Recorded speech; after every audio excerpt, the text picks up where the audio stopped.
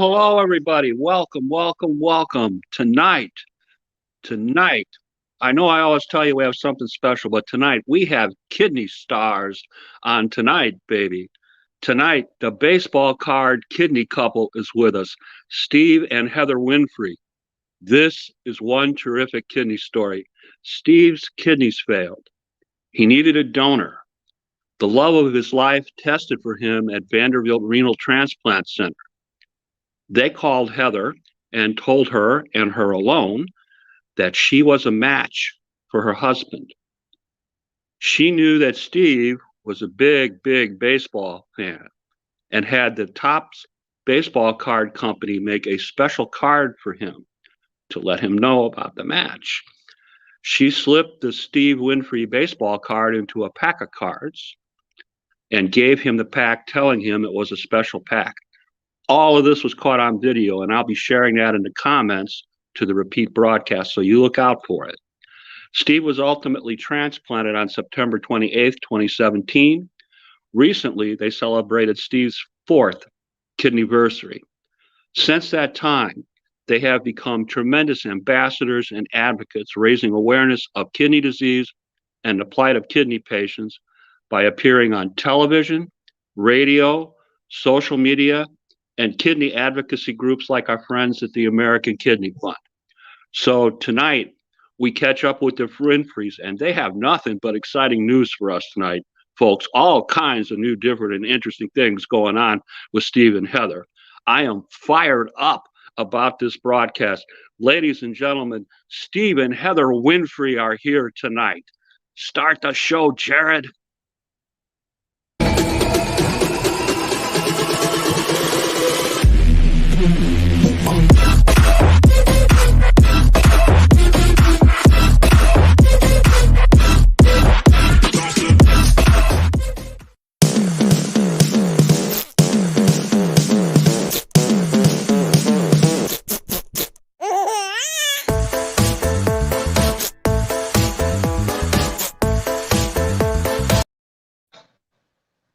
Hey, how's everybody doing?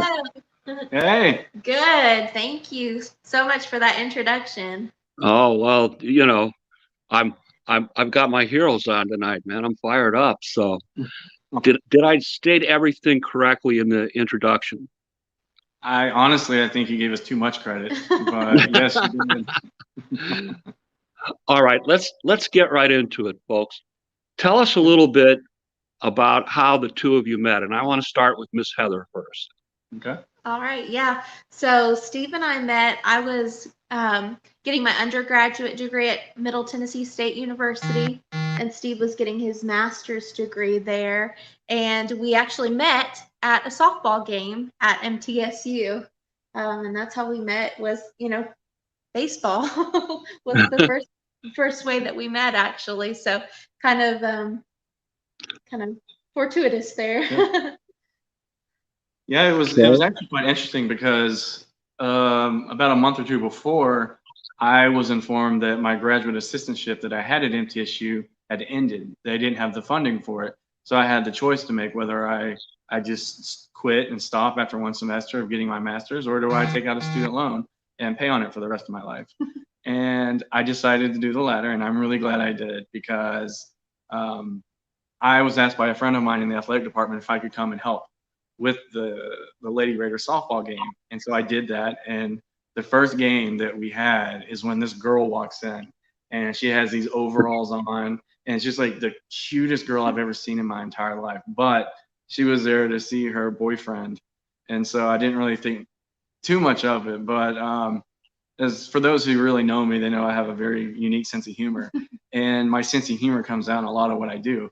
And so when I was doing my job at the softball game, me and my friend were in charge of the music that plays on the field and the sound effects and announcing the player's name. And so I guess my sense of humor really caught her attention, because my buddy was like, man, every time you say something or play one of your goofy sounds, this girl over here is like smiling and like laughing. And sure enough, that worked out, because when her boyfriend introduced her to me, that ended up being a horrible mistake on his part, but a wonderful thing for me. It was meant to be. Yeah, it was a quick relationship that I had with that guy, and he actually ended up cheating on me. And then as soon as that relationship ended, Steve kind of swooped in. Do you want me to tell you how I swooped in? I'll tell you my version of how I swooped in. So, and I will be honest. I was on my way back to Murfreesboro, and I looked at her profile, and I saw where it said single. So me being the clever human being that I am, I sent her a message and said, hey, it was really nice to meet you. Too bad I don't have a girlfriend, or else we could double date. Because I was trying to get it out of her. Oh, I don't have a boyfriend. And I'll be like, well, how about that?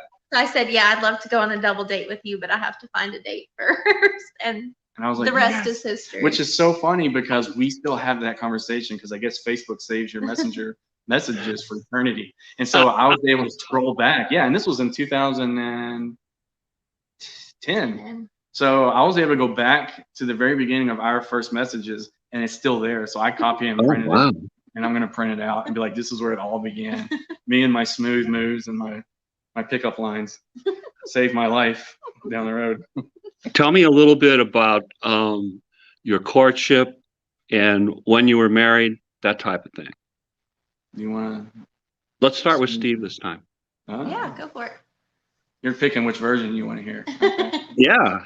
All right. Well, in Well, that I'm a case, guy. I want to hear the guy's version, man. well, I'll tell you, Jim. I didn't really want a girlfriend at the time, and she was very persistent. She liked what she saw that day, and she kept asking me out over and over, and I was like, I don't want a girlfriend. And All then right, let's do the true story. that is what happened. And then one day we met and we were talking in the library because that's where she worked. We were talking in the stacks at the library, which is always the best place to meet a girl.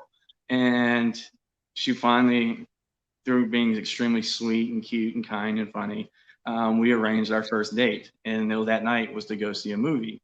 And we went and saw Iron Man 2 that night. And I was hooked at that point. I was like, she is amazing. But not once did I ever tell her about my kidney problems because I kept that real close to the chest because that had come back to bite me a lot in my dating life. Which, looking back, I guess I don't blame a girl who's so young to try to imagine handling something like that so early. So, but yeah, I never brought it up to her, and we had a great first date. What do you think happened? Well, yeah, Heather, like you said. tell me a little bit about the courtship, Heather. What happened after the movie? Yeah, so it was an interesting start to the relationship because we had both just kind of gotten out of relationships that hadn't ended so great, and we didn't really, really want to be in a relationship, didn't really trust people. And so on that first date, we just kind of laid everything out on the line. After we went to the movie, we went to Sonic and we just talked. And it was probably one of those conversations that they tell you shouldn't have on a first date. I mean, we talked about finances and religion and politics and just kind of just who we are as people and what we want in life. And I guess we both felt the same about a lot of things. And so it kind of just put a really good foundation of a friendship.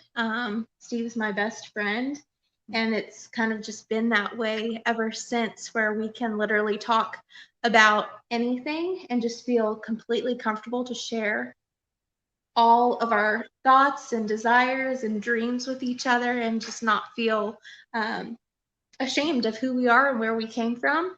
And like you said, he hadn't told me much early on about his kidney disease, and he, I think, waited several months into our relationship until things got pretty serious. And one day we were having a phone date, and he told me about his kidney disease, and that was I was very interested at that point, and he was nervous to share that with me because he didn't know how I would feel about it.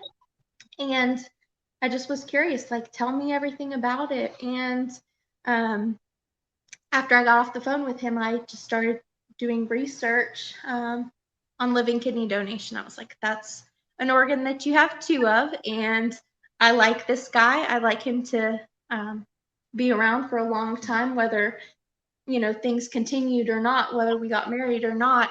I just felt in my heart I want to give this guy a kidney, and that was back in 2010. The transplant didn't happen for 7 years, but it's been on my heart that whole entire time that when this guy needs a kidney, I've got one for him. When were you married, Steve? We were married April 21st, 2012. So we got engaged March 20th, 2011. Mm-hmm. And that was about a year after we'd started dating. Yeah. And then a year after that, we got married. I remember because I had no money. She didn't have any money. We were both in school. And so I had to woo her the best way that I could. And one of the ways that I wooed her that's ended up being a staple in our story, I lived by myself in an apartment near MTSU. And I knew I was going to ask her to like slow dance with me. Since I didn't really have anything, this is a true story. I brought out a bunch of smell good candles that you get to like, not romantic ones at Yankee Candle. I'm talking like the smell good ones you put in your bathroom. And I put them around the little living room, and I lit them up, and I tried to make it as romantic as you possibly could. And so I started playing the song, Everything from Michael Bublé. And because I didn't really have internet connection, it would skip like every 10 or 15 seconds. So we would slow dance, stop, start again when the music started, stop. And it took a while to get through that song. So it was such an incredible moment that we decided, like, you know what, this is our song. If for whatever reason we end up together or these special things happen in our lives, we'll always dance to the song. And that's exactly how it ended up playing out. That song will come up a few times throughout our story, but I was so happy when she said yes. I remember I took her on it was like a hike or a nice walk in Murfreesboro at one of the parks, and we stopped on this little bridge. And so I started talking to her about how I'd love to get married as long as it's the right time and things like that. And when I went to go down on one knee, I did it so quickly that I pulled my back. And so I'm on one knee and I'm hiding the agony in my face which probably looked bad on her end. She's like, this guy's going through something he does not want to, like he's fighting something. And so I asked her if she would marry me. She said yes. I gave her the ring. It took me a while to stand back up, which should have been a sign of things to come right there.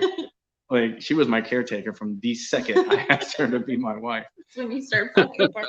And start falling apart. And so she helped me back up. As you guys who have seen our story know, that's happened 100 times. But yeah, that's how it happened. Steve, let's talk a little bit about your experiences with kidney disease. When and how were you diagnosed? Tell us that story. Okay.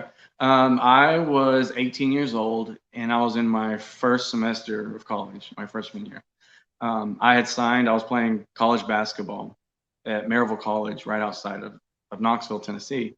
And so we had gone through preseason and done all of the fall conditioning and all the things that you hate. And a couple of weeks before the season was to kick off, we had a preseason physical for everybody on the team. The easy stuff. And I got down to the very last test, which was the blood pressure test. And the lady took my blood pressure and she took it twice. And she looked at me and she was like, are you anxious? Are you nervous? Like, are you okay? And I was like, yeah, I feel great. I was 18, 6'2", 180 pounds. I felt fine. And she said, well, let me check this with a different monitor. So she did. It came back the same. My blood pressure was about 185 over 130. And I had no idea that that was bad. I didn't know. All I know is I wanted to be in college, play basketball, and do all of that. But she looked at me and said, we need to send you to your your family doctor to do some blood work. And until then, I'm going to recommend to the coach that you can't play. And that just like killed me because I didn't understand. I was only 18. I was like, I feel great. I feel fine. No, let me go play. Let me go have my life. And of course, that's, you're 18 years old. You don't know any better. And when I got some blood work drawn at my general practitioner, it was about 3 days later or so, they called me and said, we've got to get you to a nephrologist because some of your blood work doesn't look right. And they mentioned my kidneys, but I mean, I can't really remember that phone call so much because I was just so tuned out. And so my parents took me to the nephrologist and didn't even know what a nephrologist was, what they did. And the guy came in, is Dr. Newman. I remember he came in and he just kind of cut to the chase. He said, you have kidney failure. And I was like, wait, time out. What? I was like, what do you mean I have kidney failure? I feel fine. And he was like, you have less than 50% function. And that's you're in chronic kidney disease. You have chronic kidney disease. So he said he was going to order a biopsy, a bunch of tests, all of these things to find out what was causing it. And they couldn't figure out what it was. And even to this day, I don't know what caused my kidneys to start to fail at the age of 18. The only thing that my doctors and I think it might be is that I went undiagnosed as a juvenile diabetic, because when I was a kid, I was always thirsty. I had every sign and symptom of a diabetic, but the doctors would say, he's in the upper, like on the edge, basically. Instead of being preventative at that point. They just kind of let it go. And so I was actually diagnosed with type 1 diabetes as an adult. And now that I get low blood sugar, I remember that feeling. When I'd be outside running around the yard, when I'd be shooting basketball, running with my friends, I remember that same feeling. And so I personally believe it's from undiagnosed diabetes as a kid. And we just let it run rampant for however many years. And that's what did it, because there is no family history of kidney disease in my family. And so that's how I found out. That's when I was diagnosed. I was 18. I was told I could never play basketball again. And at that point, I hated the disease so much that I ignored it, which I can agree now. If I could go back in time, I wouldn't have. I would have told myself, no, don't do that. Don't do that. Quit saying you feel fine. Just take care of yourself. Listen to doctors, research, educate, and learn about what's going on. But, everything happens for a reason. And I went through it the way I went through it. And I think everything's turned out okay. Yeah. Steve, talk to us a little bit post-diagnosis. You've done some very interesting things up to the point where you met Heather. Can you talk to us a little bit about some of the things that you've done? I mean, you didn't give up basketball completely, right? Correct. Tell us a little bit about that. Yeah, okay. So I decided to transfer from Maryville College, and I went to the University of Tennessee, which was right up the road. That's where my parents went. I'm a big UT fan. So that was an easy decision. And while I was there, I kept having, this urge to play ball, because I'd been doing it my whole life. And I decided to go down to the athletic offices in Thompson-Boling Arena, which is where the basketball teams play at UT. And somebody had told me guys can be used with Coach Summit and the Lady Vols to practice against them. So I went down to inquire about that. And I told Coach Summit my story, and Danielle Donahue was her name. Gosh, I'll never forget that. She was the basketball operations director.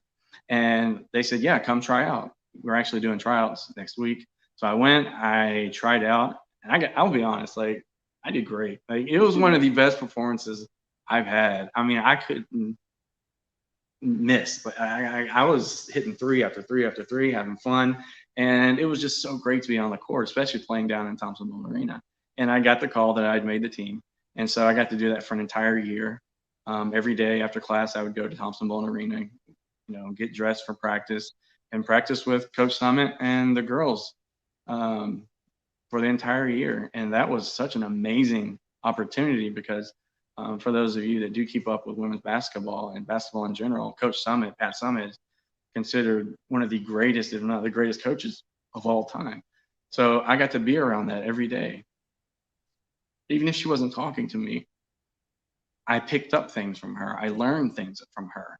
And she was just an incredible, incredible woman. I got to see a side of her that most people didn't get to, because she was portrayed very much very stern, give you the stare down, and just a very strict coach. And she was. But that was when she had to be. That's when she was coaching. When it was just Pat Summit, the friend, your counterpart, somebody that you need to talk to, the sweetest lady I'd ever met. And proof to that is I actually tore a ligament in my knee during practice one day. I was taken to the hospital, and I had partially torn, what's that called? I can't even remember. A meniscus. And so she calls me a day or two later and says, I still want you to come to practice. I still want you to be a part of this. And I want to allow Jeannie Moshak and our UT Athletics, the trainers and medical team to work on you, so that way you don't have to pay to go have someone else do it. I mean, just incredible that she would say that. I'm just a practice player. We don't even get paid or anything. And she cared that much about everybody in the program, not just her players. And so those are things that I'll never forget. And when I graduated from UT, I got a degree in sports management. And my practicum after college was down in Florida. I worked for Disney, and at the time it was Disney's Wild World of Sport. Now it's ESPN's Wild World of Sports, and it was the most incredible job ever. It wasn't the college program. It wasn't running around dressed up as Mickey and Goofy and all of those It was an actual business internship where we worked 40, 50 hours a week only doing business stuff and working with clients and groups at the sports complex. And so it was amazing. I was able to meet so many great people that I've been able to stay in contact with to this day, that I talk to for advice or just looking for a laugh. And one thing I tell people is my very first day on the job, very first day that they took me over to the sports complex because our offices were off campus. It was the NBA draft camp, the pre-draft camp, and they were doing it at the Milk House, which was which was a huge gymnasium that I was the event manager of. And they actually played NBA games there last year during COVID. For those who follow the NBA, all the games were played where I used to work. And so I go in there, and right in front of me is Michael Jordan and Larry Bird. Did not get a chance to meet them, but I was all of 10 feet maybe away from it. And at that point, I was like, this is the coolest job in the world. Like, are you kidding me? Like, working for the Mouse, seeing people like Michael Jordan, I could do that all day. But unfortunately, that's also when my disease started getting worse. And I ended up working with the Orlando Magic in the NBA because this was 2008. So the economy had tanked at that point, and Disney had come to us and said, we can't hire interns right now, which was so heartbreaking. But I was blessed that I was able to get a job down the road in Orlando. I worked for the Orlando Magic basketball team, and I did marketing and sales. And the Magic was my favorite team growing up. I kid you not, my bedroom was decked out in Orlando Magic wallpaper, covers, sheets, pillows, everything. And so that was an amazing opportunity to do that. But once again, the disease was getting worse. And that was when I discovered I was suffering from something called gout. And I pretty much threw out every single stereotype and myth about gout. Because when people hear the word gout, they assume somebody who's extremely overweight, they eat a lot of red meat, they drink a lot of alcohol, or they eat a lot of seafood and things like that. And I know, like, that wasn't me. I was 6'2", 190 pounds, athletic. And it turned out I was having gout, where I thought I was having either a stub toe or maybe an infection. And that got so excruciating, and my job required me to be on my feet some days 12, 13 hours. It was just hard. And so I moved back home. That's when I decided to get my master's, and that's what led me to Heather. So yeah, I was blessed to be able to do some really cool things. I love acting. I love writing. I've always wanted to do both. When I was also in Florida, I got a chance to do that, to do a couple of movies, some commercials, and actually did some stand-in work at Universal Studios in their backlot. And so that was a dream come true. So being able to do something like that, yeah, I was blessed. I was blessed. As little did I know what was coming with this disease was going to be a. I want you to. We'll start with Heather this time. I want you to tell me the story about Christmas and the biopsy and the strange coincidence. Our audience would love to hear that. So we'll start with Miss Heather this time. Yeah. So when Steve and I were newly dating, I told you that he had kind of kept his kidney disease from me for a while. We had a conversation one day. So he had graduated a little bit earlier than I, and so he moved back to Knoxville. So I was still in Murfreesboro finishing up my degree. And so we had a long distance relationship, and I kind of wanted to feel out, whether this is going to last or not. So I started talking to him about just my faith and my relationship with God, because that's something that's important to me. And so I told Steve about a time when I was 14 years old. I had never shared this with anybody before. I started praying for my husband when I was 14.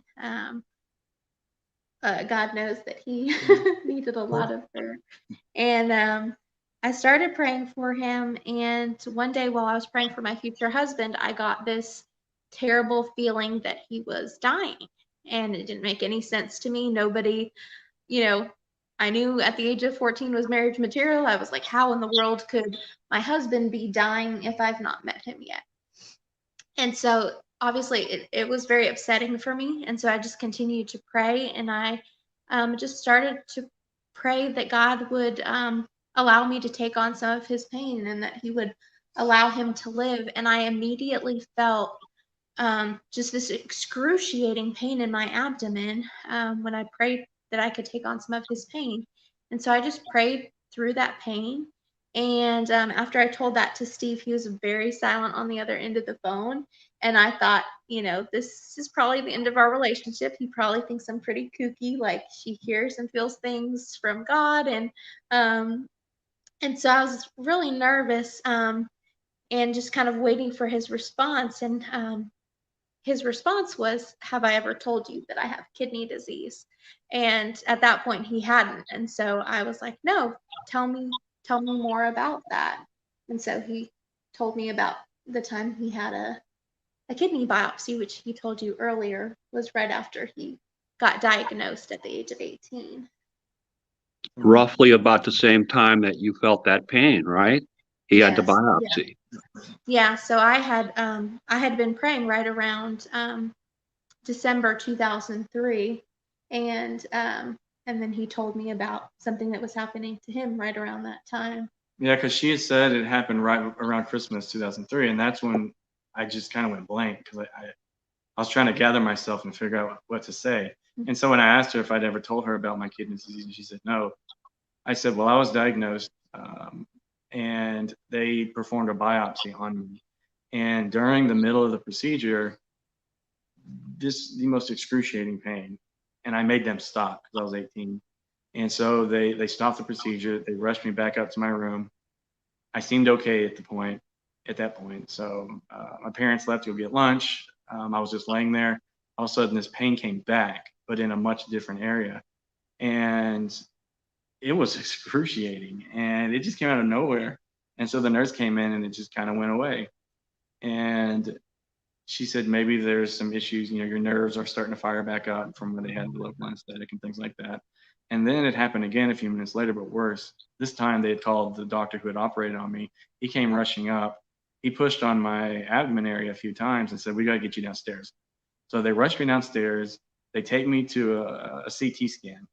Right about the time I got to the CT scan, I started feeling awful. Like I started feeling nauseated. I started feeling very tired.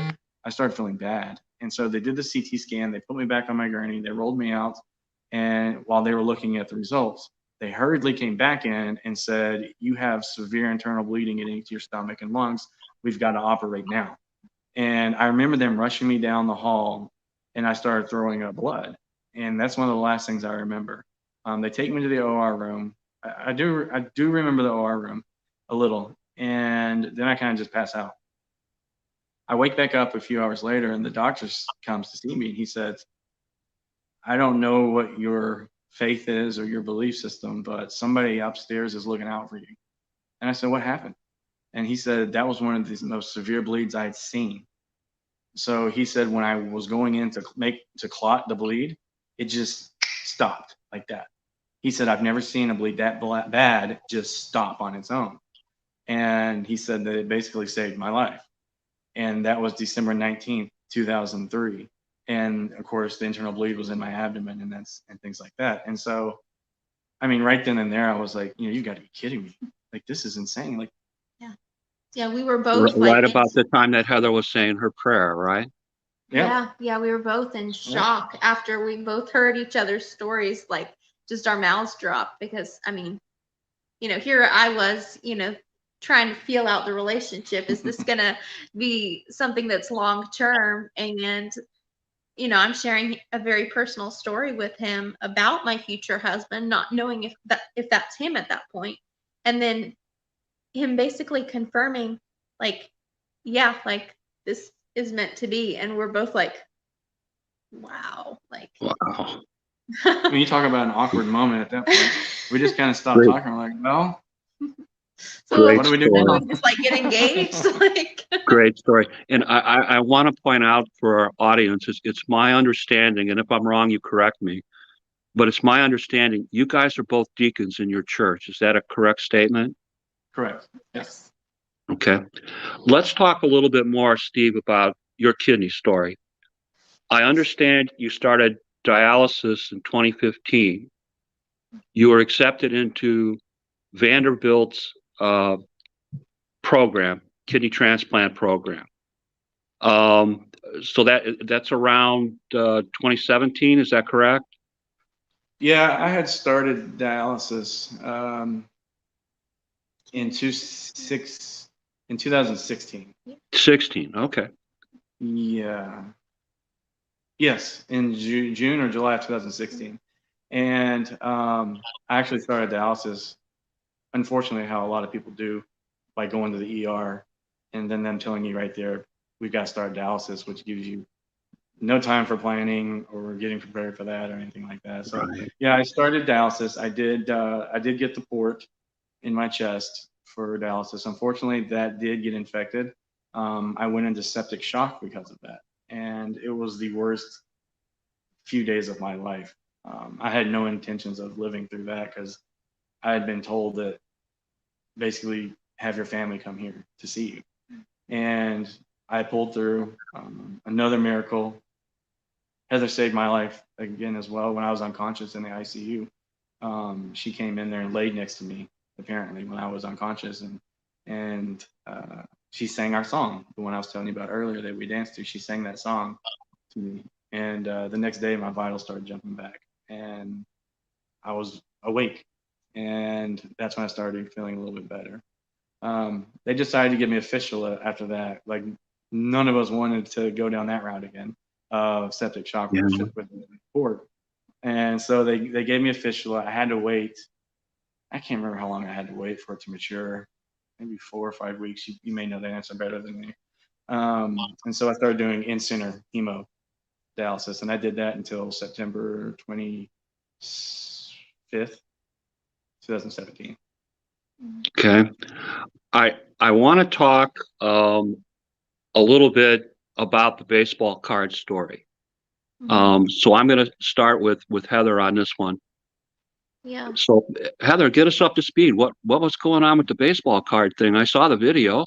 Yeah. So basically, how that happened was, like Steve said, he had gone into septic shock. He's had multiple surgeries for his gout and infections, and we would joke that the hospital was our home away from home.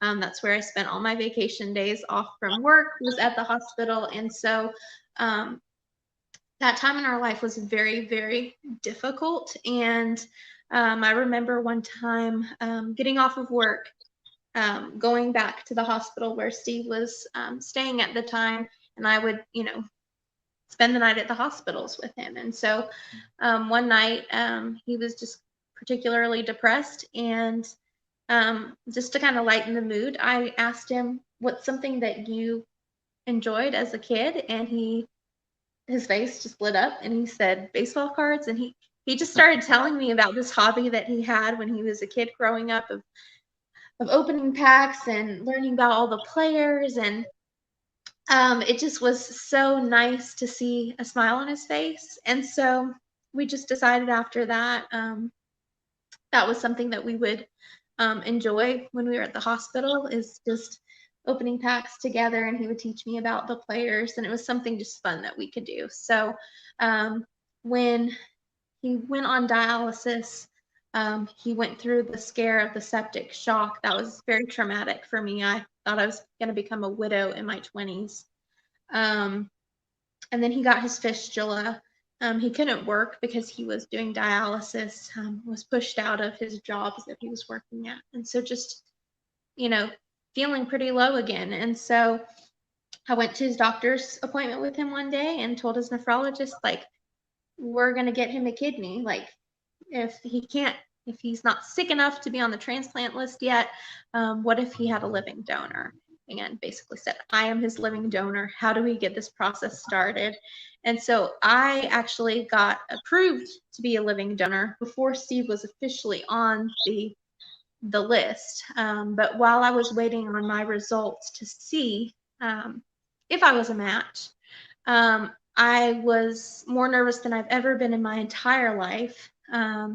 Just so incredibly emotional, waiting for that phone call. And I just had a conversation with God, and I just felt that, for the past 7 years, I've known that I was going to give this man a kidney. Like, why worry about it now? Like, I knew that I was going to donate a kidney to him. And so I just decided to have faith that I was going to be a match. So instead of worrying the rest of that week, I decided I'm going to plan how I'm going to tell him.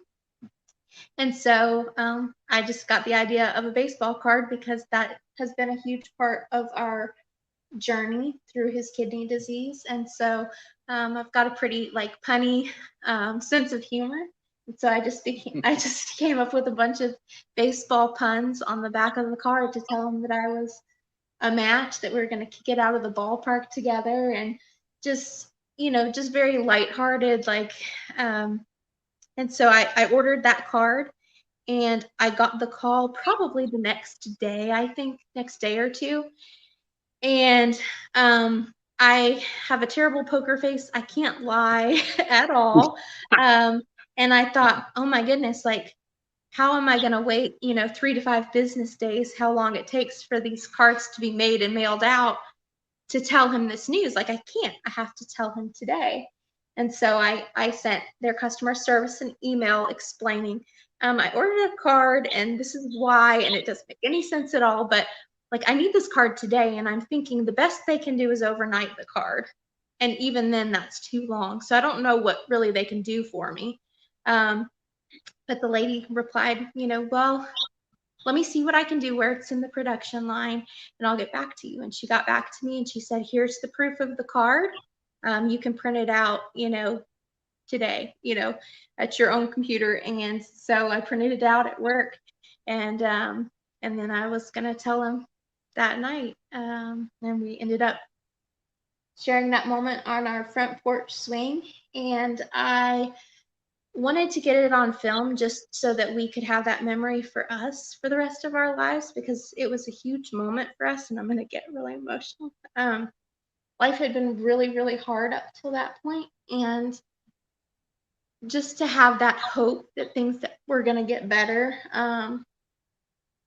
was just so exciting. And after that moment where we shared on the front porch swing, we came inside, we were emotionally exhausted just from that week of all the nerves waiting to know if our lives would be changed. We talked about it and debated even whether or not to share it with our friends and family, because I'm a very private person. It's a very personal moment. But we thought, like you said, we were very involved in our church, and I knew our friends and family were praying for us. And so I thought, well, they've been on this journey with us too, so they should know this exciting news. And so we shared it with just our friends and family, and then went to bed and had no idea what was gonna come the next day. Steve, tell me, what was the date that this took place? The baseball card video. It was July 6, 2017. All right. And look at that. What a great husband. He remembers. Yep. And, oh, yeah. He's better at the anniversaries than I am.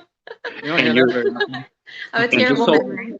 And just so I understand, your actual transplant date was September 28th, 2017. Do I have the right date? Yes. Yeah. Okay. Way to go, Jim. Got something right tonight. Yeah. And Steve, tell us, the night before you're being transplanted, it's my understanding that you're having second thoughts about having the love of your life donate. Can you tell us a little bit about that? You're in Nashville, you're ready to go, and you're thinking, I don't know if I want to do this to her. Yeah, that pretty much went through my mind from the moment she shared that baseball card with me up until, but it really hit me hard the night before because I was a nervous wreck, and I did not sleep the night before the transplant.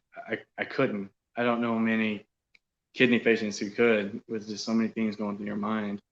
And she was just kicking back, relaxing on her phone, watching TV, just having the most relaxing little vacation of her life. And I was like, what are you, like, do you not realize what you're doing tomorrow? And she's like, yeah. I was like, are you not nervous? And she's like, no. And so I was thinking, oh, like, do you not realize that you're giving me an organ, like, you're giving me a piece of your body. And people would always ask me, why are you so nervous about this? I'm like, well, it's not for me, it's for her. I've been put under and had major surgeries already, like quite a few times. It's her. Like, I don't want anything to happen to her. I don't want her to have kidney problems in the future because of only having one kidney, which is not likely at all, but it's still in the back of your mind. And just the thought of them cutting her open and her being in pain and it not be me that's there to help her and having to put my trust and faith in other people was very hard for me to do. And when we got to the hospital, we had to be there, I think it was 5 a.m. at Vanderbilt. We had it at Vanderbilt Medical in Nashville. And it was still dark outside. We showed up to the hospital, we got out. Our pastor was there from church, who we love so much. He was there waiting on us. And we went in, and there was already a camera crew there because at the time our story was viral and it had taken off. And so we had agreed that we would allow one camera, one person to film us, but we controlled where they went and what they filmed. And so we were doing interviews at like 5:15 in the morning before our transplant. We were nervous. We didn't even think about that. We didn't even want to talk to anybody. But we're sitting there doing interviews and stuff like the morning up. And so we go up to our dressing, or it's a prep area, and of course we prepped in the same area. And they just had the curtain they pulled over, but yet I was still constantly watching, peeking over the top because I cared about her. I didn't want them giving her shots. I didn't want them putting the IV in because I thought they're going to hurt her. Like, I just kind of feel that's how I am with her. Like, don't hurt her. I don't want her to hurt. And and they have this on film. That's one thing I am glad that they had camera there with us, is we get to see the behind the scenes stuff that a lot of people don't see. And one of those is our last moments together when we kiss and they're rolling her out of the room. And I remember I lost it after she left. I was so sick to my stomach thinking about her going to the operating room. I cried. I felt guilty. Yeah, I was a mess. I really was. But she had told you, Steve, that you weren't just doing this for you were doing it for both of you and Heather, correct? Correct. That's what convinced you to go forward. Yes, she you did say that. I will never forget. I went a little overboard to like guilt him in the other direction because it's the only way I knew that he would agree to doing the transplant. Trying to balance it out. Yeah. And, well, what she said is, so let me put it this way. You would do this to me. You would allow yourself to pass away knowing I could have saved you if you would have just let me. You would let me go through that torture and that mental anguish the rest of my life. Would you really do that to me? I was like, no. And so I was like, she threatened me, and then she made me feel guilty. And she had a good point. She said, look at it this way. If you really, really love me, let me love you in return. Let me save you so we can be together for as long as we can. And yeah, I knew I had no choice on whether she was going to do it or not, but it me to accept it, I guess, more or a little easier, even though it never was easy. But it did make a little more sense to me. Okay. Yeah. Let's talk a little bit about post-transplant. What's going on in your lives now? Talk to us about your kidney advocacy experiences and why you advocate and for what groups. What topics concern you? We'll start with Steve. Yeah. So actually, right before I began going through the process of getting a transplant, I started working with a group called the American Kidney Fund, which, Jim, as you know, that's where we finally got a chance to meet you through American Kidney Fund. And Absolutely. I saw what they were doing this thing where they fly you into DC and you get to meet with your representatives from your state to talk about issues regarding kidney disease or whatever it may be at the time. And that really intrigued me. So I signed up, and I told them, it was Ben, actually, Jim knows what I'm talking about, that I wanted to do more. Like, what can I do? And I remember that he had me start a blog. And so I started writing a blog that was called First Time, like basically the perception of somebody going through dialysis for the first time. And so I had 5 or 6 of those inserts. And that's really how the relationship began. And we actually got to go up to DC, Heather and I both. And we just fell in love with the group. We fell in love with just not just that the people were there wanting to help kidney patients, but their personalities, how serious they took it, and how much they genuinely cared, even though most of them that I talked to really didn't have a kidney background. They just had a background in wanting to help people who needed help. And that's really what you need. And so as I started advocating more, I started fine tuning exactly the areas that I found myself having a bigger passion for. And one of the big ones is the mental health aspect of dealing with kidney disease and dialysis. And the other is I do advocate about gout. I've done that quite a bit because my experience with gout was one that was really quite extreme compared to most. I actually had an amputation because of it, and it was just a whole backstory to that. And so I found myself talking about those two things because those were the two biggest impacts on my personal journey at that point through. And so that's what I try to do a lot of, dealing with the mental health and helping other patients, because I look at the help that I had, and especially with the transplant. And I told Heather this: the second that I woke up from the transplant surgery, I realized quickly that it was no longer about me, that it was now time to take my blessing and my miracle and use it to help somebody else. Because I knew the last day of dialysis for me was so incredibly hard. It was almost like survivor's guilt, because everybody knew it was my last day. The nurses were hugging me, and we were talking and things like that. And so you kind of feel guilty walking out of that building while they're still tethered to that chair. And I've always told myself, I'm gonna do whatever it takes to help them. I want to do whatever it takes to help someone find their miracle, because how can you not be thankful and appreciative for getting a kidney, for getting a transplant? That is not something you take for granted. That is not something that you just think, well, that's right, I deserve that, and then kind of go on your way. No, that's a true miracle. There's too many people on the list waiting for that miracle for you to take it for granted. And so I promised myself from the second I woke up that I was going to spend a lot of my time helping other patients in however way I could. Okay. Heather, I've noticed, in addition to the things that Steve has mentioned, you guys have a Facebook group, Stand Together to Unite Each Other. You guys do a golf tournament with the Atlanta Braves. You've done numerous YouTube videos, all of which I've stolen. So talk to us a little bit about some of these other things that you guys do, so our audience gets a complete picture. Well, I guess because we haven't mentioned this, for those who are new to us and our story, the night that she told me that she was a match and that she got it on film and how she's private, but decided to share just this once,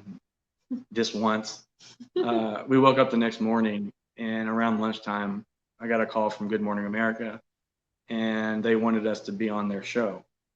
And I remember asking him why. And he was like, have you not been on the internet? And I said, no. He was like, the moment you had with your wife on your front porch last night, thinking, how do you know about that? Like, we just did that. And he said, this is the power of social media, my friend. Go look. And so after we agreed to be on the show via Skype, we went and looked, and sure enough, it was like everywhere. And that really freaked us out. It's like, how did this happen? Like, she just posted it on her Facebook for some of her friends and family to see. And it spread like wildfire. And so because of that, I use the word hounded by the media, because that's really what it was. Somehow they find you, your email, phone number, and all that. And we were getting calls constantly. And so we had to make a decision. Do we turn our phones off and block this, or do we find a way to use it for good? And we realized that maybe God was giving us this platform to help other people. And so we decided to go that route. And it made it a little more easy to swallow. It still wasn't like the most comfortable thing. It was definitely, it took me way, way, way outside my comfort zone. I remember probably a year after that video went viral, getting a message on Facebook from a girl, a woman in Louisiana. And she said, I saw your story about how you told your husband that you were a match to donate a kidney to him.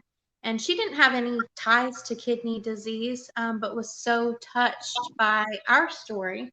She said, I decided to donate a kidney to a stranger because of your story.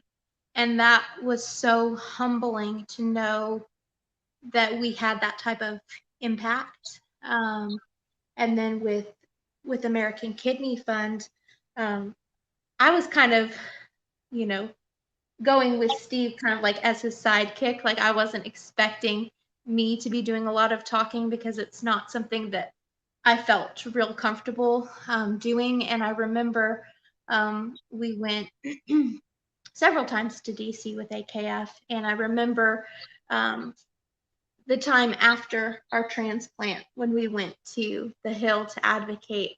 And I remember one morning, one of the AKF ladies came up to me, and she was like, so how are you feeling about talking at the congressional briefing this morning? And like my eyes got so big, and she started to panic, and she like grabbed another AKF person and was like, did no one tell Heather that she's talking at the briefing this morning? And I'm like freaking out because I'm not a public speaker. Like it's one thing to talk to your representative in their office. It's just you one-on-one, you're sharing your story. It's very intimate. That's the type of conversation I feel comfortable with. Like this conversation with you, Jim, like I'm not thinking about there are other people that are listening right now. This is one-on-one. And so it was a good thing that nobody had told me that I was going to be talking at this briefing, because I probably would have backed out. And so I was like, wait, what? Like, what am I talking about? And so it ended up working out because I didn't have time to get nervous. And so at the congressional briefing, I talked about living donor rights. And basically what that is, there are living donors who are being fired from their jobs because leave for an elective surgery the company can say that's not covered under the Family Medical Leave Act. And so the point of living donor protection rights is to protect their jobs, to protect insurance benefits, so that, and I know of living donors who lost their jobs because of the leave that they took. And thankfully I didn't experience that, but a story that I shared, or metaphor that I shared with Congress, had my husband been in a burning building and I ran into that burning building and dragged his body out of that burning building, if I had needed skin grafts after that experience, my insurance company, they wouldn't say that was an elective surgery. That's a life-saving surgery. The skin grafts on if you have burns all over your body, that's a life-saving surgery. And so when I looked at living kidney donation, the surgery for them to sew me back up after I gave my husband a kidney, that was a life-saving surgery. And I think a lot of people don't view it that way because it's not their loved one that's dying. My loved one was in that burning building and I had to go in and save him. That just was a consequence that I needed to be stitched back up in order to give him my kidney. Okay, and I want to point out to our audience, there is a Living Donor Protection Act that is currently pending in front of Congress. Yes. It prevents discrimination against insurance companies from canceling, altering, raising your rates on your insurance if you donate a solid organ. It also grants the donor under Family Medical Leave Act time to leave their employer and to donate. And those matters are pending. You can go to any well-known kidney advocacy group. They'll have form letters. You can fill them out. You can send them in to your congressman. Please do so. It's very important that we get this passed federally because the laws in states greatly vary. Yes. And Yeah. we need uniform protection for people that donate. 100,000 people on the list, 20,000 people donated last year. We really need to make those odds a little better. Yeah. Let's talk a little bit more about the TV and radio appearances. My notes tell me that the two of you have been on CNN. You've been with Harry Connick. You've been on the K-Love radio show. I thought I saw someplace you had been on Steve Harvey. So you've done quite a bit of that public appearing type thing, have you not? Yeah, it was. Yeah, I'm trying to think of. So let's see. It was CNN, Fox News, ABC News, NBC News, CBS with Harry Connick Jr., ESPN. We were on Sports Center, Inside Edition, Good Morning America, and all this other stuff. And then it was just amazing that people wanted to cover the story. And what was even more amazing was the people that wanted to write articles or where we were featured on Facebook. That was like People Magazine. I mean, that was insane. Southern Living, Sports Illustrated, all of these things. And I'll tell you, it was a blessing because if we just pretend it wasn't us, this is good advocacy. This is good awareness for kidney disease. So we try to look at it like that. Like, don't look at the two faces. Try to look at it as, no, this is good. Like, this is bringing attention to something that's very, very important, regardless if it's your face or not. And yeah, we've been blessed to do a lot of that stuff, and Okay. she's pretty good at it. Yeah. Let me ask about something else. It's my understanding that there might be a book in the works about your story, that there's a possible, I saw a post yesterday, a possible movie. People have met with you to discuss a possible movie. Is all of that true? It is. I don't know who you heard it from, but it seems like a wonderful. You. It is. About a month and a half ago, we can't go into a whole lot of it because I understand. But the gentleman he's a great man, actor, director from Hollywood. He was very, very big in the 90s. He is actually from Knoxville, and we just started talking, and one thing led to another, and he says, this has got to be made into a movie. Well, he has an entertainment company. He's putting out a movie. The premiere is this month. And I was like, yeah, I wish I knew somebody that was in Hollywood that could do this. And he was like, I would love to do that. Like, I think this would be an incredible movie. It could appeal to so many different audiences. So that's where we are right now. He has already said he wants to do it, that he wants to be the director. And so that's kind of where we are right now with that. So that could be very exciting. I don't really know who they would get to play me, but I tell people probably like Seth Rogen or Jonah Hill or. Nah, Keanu Reeves, somebody cool. Yeah. Steve. I don't think I'll get that. I don't think that's what they see. Yeah. I want to get to the big news, okay? But let me ask this: if things happen with your movie or with your book, would you be willing to come back on with me and tell us a little more about it? Yeah. Would you have us Yeah. on? Would you have Oh, it? are you kidding? I mean, I have you on every week if I have my way. The honor would be ours. Great. We always warn, like, before you ask us to come back, let's see how the first one goes. Because your ratings may take a hit, and we don't want to do that to you, Jim. All right. Well, I want to get to the extra big news. Yes. tonight. Something about an embryo transfer process, some pre-transfer activities.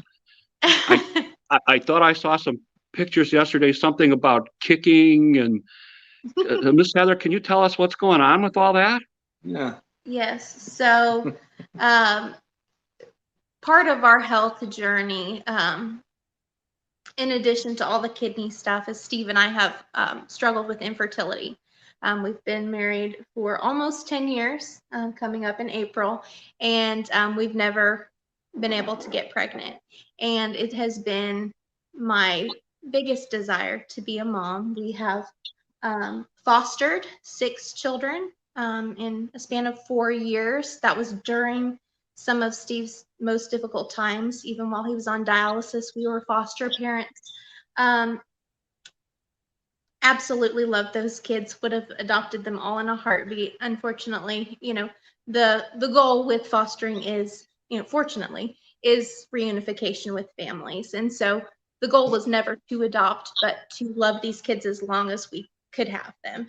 And we did have a pretty devastating loss with our last foster daughters, and we needed to take a break because it was devastating. We had them for 14 months and they were taken very suddenly, and our hearts just couldn't handle it. That was in 2019, and this April I had a conversation with Steve, and I told him I want to be a mom again. It's something that I love doing. I love being, a parent with Steve. I love having kids in our home.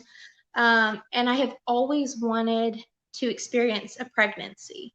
With having fostered, we've had children who have been exposed in utero to drugs and alcohol, and that has a devastating effect on their little bodies. And to be able to have the honor of protecting a child, I just think that's such a precious bond and privilege to be able to love a child before they're even born. So in April, Steve and I started discussing embryo donation or embryo adoption, which is not something that a lot of people are familiar with. We weren't very familiar with it until we did a ton of research. Basically, what it is when a couple goes through in vitro fertilization, typically when someone's having infertility issues, that's one of the routes that they can take to have a child. And what they do is they take eggs from the woman and they take sperm and they fertilize those eggs, and they freeze some of them, and they can do a fresh transfer and transfer one or more into the woman, and hopefully it results in a pregnancy. One of the outcomes of that, one of the unintended outcomes, is surplus embryos. So a couple wants to have a family like us. It's been difficult, so they decide to do in vitro, and maybe they get incredibly blessed and they have 15, embryos that survive the process.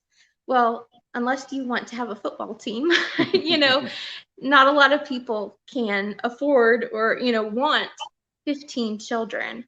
And Steve and I were given the option to go through in vitro. So, it would be $25,000 for a potential to come up with embryos, and that wasn't a guarantee for us. And so it was nothing that I ever felt like was the right path for us. Not even just the financial aspect, which is way out of our means, but it just, especially with the idea that we may have surplus embryos, that we would have, the dilemma of what to do with them.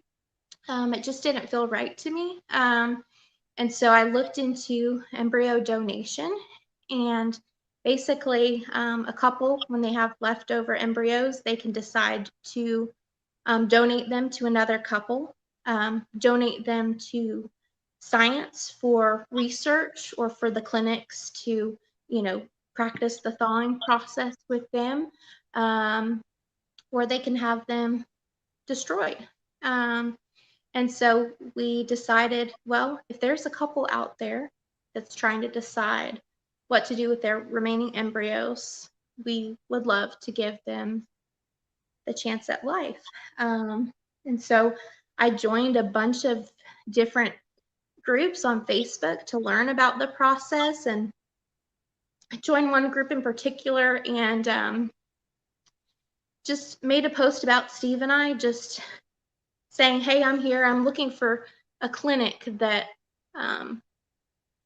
that will accept donated embryos. So I wasn't even at that point looking for embryos yet, because in my mind I was like, this it seems like a very daunting process to find a match. And so through that post, I actually got a comment from someone saying, something about what I shared resonated with them. They had been thinking about the process of donating their embryos for a long time, but they weren't expecting to find a match, and I wasn't expecting to find a match through that post either. But we ended up connecting, ended up talking on the phone for about an hour that evening. The next week, I got a call from them saying, would you like to adopt our embryos? And we did.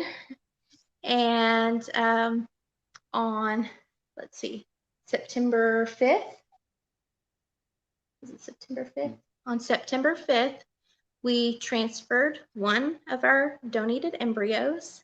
And a couple days later, I started taking pregnancy tests, and they were very, very, very faint, but 2 lines, which was a good sign.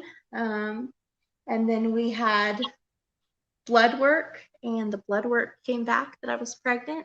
I had second blood work done, and it showed that my levels were rising. Yesterday, I had my first ultrasound, and not only did we get to see the baby's heartbeat, we got to hear it, which is a miracle. The baby is 6 weeks old.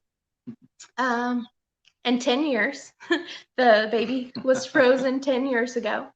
And it's growing, and I get to be this child's mom. And I think it's given me a better perspective of how Steve may have felt when I donated a kidney to him, because when I step back and I think about the journey I've been on to be this child's mother, and think about our donor family, like, how do you thank somebody for giving you life? I ask myself that all the time. How do you thank somebody?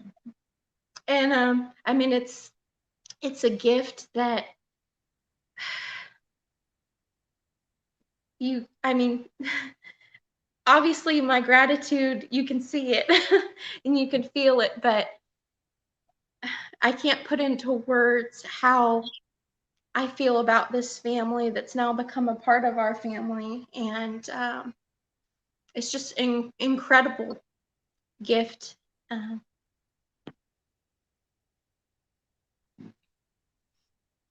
Well, I'm so very, very happy for both of you. What a great story. I'm very pleased. Thank you. Very, very pleased. Let me ask one more question. Yes. Is there anything tonight that I forgot to discuss with you that I should have brought up, or would you like to make any final statements before we conclude? I don't think so.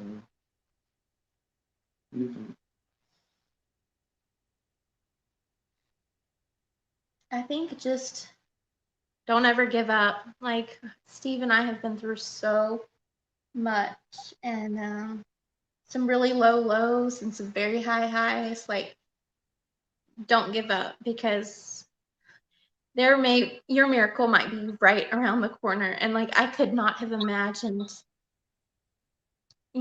5 years ago that we would be where we're at right now. It's just, I'm just incredibly grateful, and I just pray that everyone that's listening, that they just keep faith, and that miracles still happen. Thank you so much Thank you. for taking time to talk to us tonight. I'm very, very pleased with the outcome of this broadcast. Thank you for coming to see us. I gotta go because I'm on overtime, and my producers are letting me know. So Thank you, Jim. Thank you so much, Jim. Both of You're you are very amazing. welcome. Thank you, Steve, for taking time to talk with us tonight. Everyone, bye-bye. Thank You you have a so good much. night. Share this broadcast with your friends, okay? And please Take reach out care. if you have any questions. Bye-bye. All right. See y'all. Good night. All right, that's our show. Thank you for watching.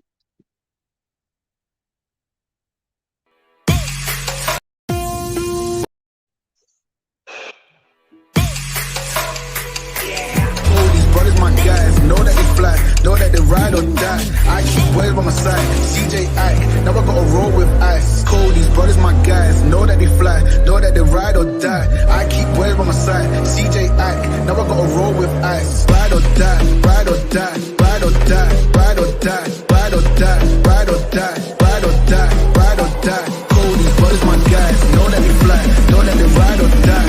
I keep boys by my side, CJI, now I gotta ride or die.